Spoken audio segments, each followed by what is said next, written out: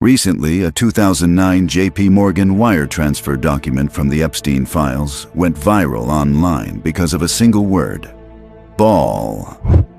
The document, a fax related to a financial transaction, quickly became fuel for claims that Jeffrey Epstein and powerful institutions were connected to occult practices. Social media posts and videos began drawing lines between Epstein, elite protection, ritual abuse, and ancient gods. The Epstein case already carries deep public distrust. It exposed how a powerful man exploited the weakest and most vulnerable, while institutions that were meant to protect people appeared slow, silent, or complicit. Some of these claims point to alleged references in Epstein-related materials about ritualistic sacrifices or the harming of children. One name that repeatedly appears in these discussions is Baal. When we read the Bible, Baal often appears as one of the strongest enemies of Israel's faith. He is not presented as a myth or a metaphor, but as a god who is actively worshipped by people living around and sometimes within Israel itself. The Bible's condemnation of Baal worship is intense, emotional, and uncompromising. To understand why the Bible speaks so strongly against Baal, we must move beyond modern conspiracy claims and return to history. We need to understand who Baal was, why people followed him, what his worship looked like, and what archaeology and ancient records reveal about these practices. Only then can we separate historical reality from modern speculation and understand why the name of Baal still carries such weight, fear, and controversy even today. The name Baal simply means Lord or Master. It was not originally a personal name, but a title. Over time, it came to refer to a specific group of gods worshipped across the ancient Near East. In most regions, Baal was believed to be a storm and fertility god. People believed he controlled rain, thunder, lightning, and the fertility of land, animals, and humans. In an ancient world where survival depended almost entirely on agriculture, rain was life. Drought meant starvation, death, and collapse. Because of this, Baal became one of the most important gods for farming communities. Baal worship was especially common in Canaan, the land into which the Israelites later entered. It was also practiced in Phoenicia, modern-day Lebanon, Syria, and parts of Mesopotamia. Cities like Tyre, Sidon, and Ugarit were major centers of Baal worship. This geographical detail is important because Israel did not live far away from Baal culture. Israel lived inside it. The temptation to worship Baal was not theoretical. It was daily and visible. For a long time, scholars depended only on the Bible to understand Baal. That changed in the 20th century when archaeologists discovered ancient texts in the city of Ugarit, located in modern Syria. These clay tablets, written centuries before some parts of the Old Testament, describe Baal in remarkable detail. They call him the Rider on the Clouds, a title that directly connects him to storms and rain. The texts describe Baal fighting other gods to gain control over nature and fertility. What is striking is how closely these ancient texts match the Bible's description of Baal. This shows that the Bible was not inventing Baal as a fictional enemy. It was responding to a real, powerful religious system. Archaeology has also uncovered statues and altars dedicated to Baal. These statues often show Baal holding a thunderbolt, reinforcing his role as a storm god. Many altars were found on hilltops or elevated places, which explains why the Bible frequently speaks about people going to high places to worship Baal. These discoveries align closely with biblical descriptions, again confirming that Baal worship was widespread and organized. The way Baal was worshipped is where the Bible's strongest opposition begins to make sense. Baal worship was deeply connected to fertility, and this belief shaped its rituals. Worshippers believed that human actions could influence the gods. If people performed certain acts, the gods would respond with rain, crops, and children. Because of this, Baal worship often included sexual rituals. These were not private acts, but public religious ceremonies. Archaeological finds, including fertility figurines and temple layouts, support the existence of such practices. Sex was treated not as a personal bond, but as a religious tool used to manipulate divine forces. Baal worship also involved blood rituals.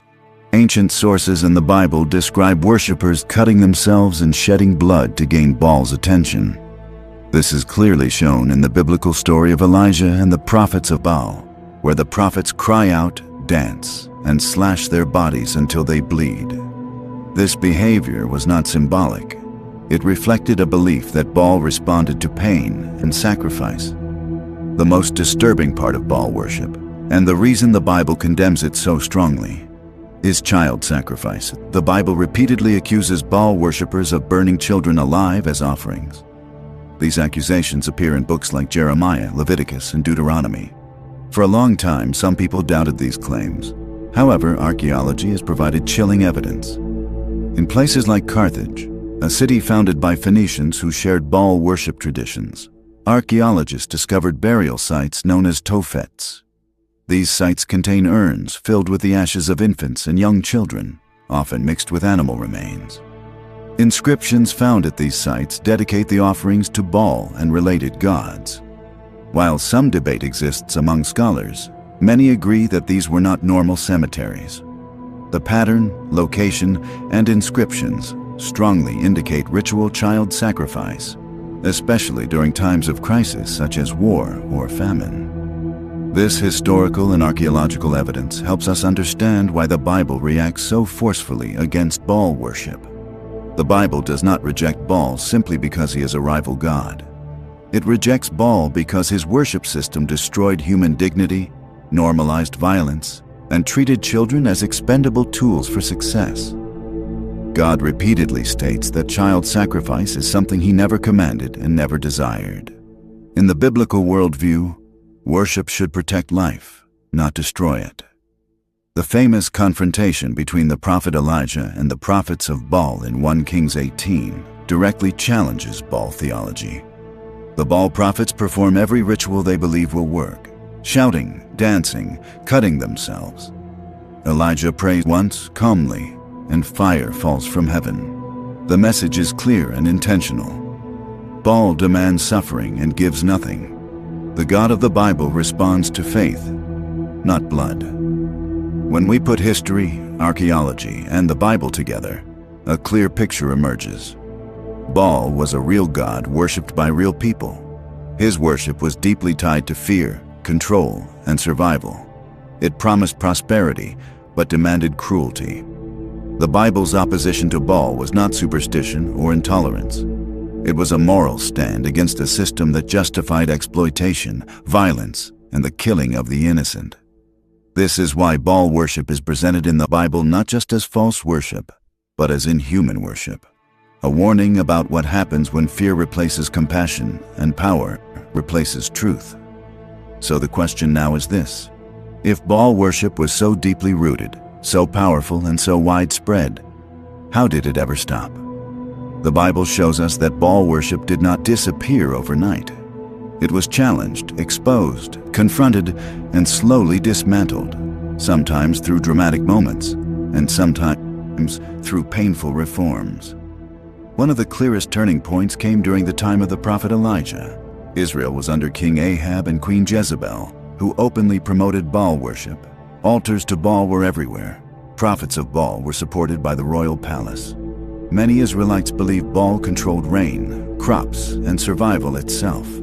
Fear ruled their faith. Then came a drought, no rain for years. Elijah stood before the nation on Mount Carmel and challenged the prophets of Baal directly. He didn't argue philosophy. He didn't use force. He asked one simple question: which God actually answers? The prophets of Baal cried out from morning till evening. They shouted, they danced. They cut themselves until blood flowed, believing pain would force Baal to respond. But nothing happened. No voice, no fire, no sign of life. Then Elijah prayed a short, calm prayer to the God of Israel. Fire fell immediately, consuming the sacrifice. The people saw the difference clearly. One worship system demanded blood and fear. The other revealed power without cruelty. That moment didn't just defeat Baal. It exposed him. Later, under kings like Hezekiah and Josiah, Baal worship was actively removed. Altars were torn down. Sacred poles were destroyed. Child sacrifice sites were defiled so they could never be used again. The leaders understood something important. You cannot worship the God of life while tolerating systems that destroy life. Outside Israel, Baal worship also declined over time. As empires fell and cultures changed, the gods tied to fear-based rituals lost their grip. When people stopped believing that suffering pleased the gods, those religions collapsed. Archaeology confirms this. Baal temples were abandoned, child sacrifice sites were sealed, and inscriptions to Baal eventually disappeared. But here is the most important part of this story. Baal worship did not die only because of fire from heaven or king's arms.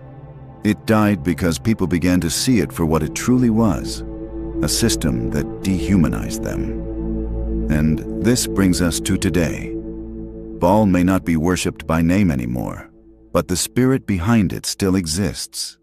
Any belief system that demands harm, fear, self-destruction, or the suffering of others in the name of religion carries the same danger. This is why superstitious beliefs are not harmless. If a belief tells you that hurting yourself will please God, you need to question it. If a belief tells you that harming others is holy, you need to stop and think.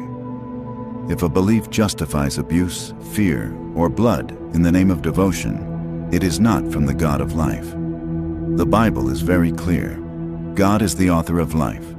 He creates life. He protects life. He values life. A God who formed children in the womb will never demand their sacrifice. A God who gives breath will never delight in self-harm. A God who calls himself Father will never ask for cruelty to prove faith. True worship never destroys humanity, restores it. And that is why Baal worship had to end. And that is why any belief, ancient or modern, that treats life as disposable must be exposed for what it truly is. If this video helped you understand history beyond headlines and speculation, please like the video. Share it with someone who values truth over rumors. And subscribe to the channel for more deep, well-researched explorations of history, faith, and forgotten contexts.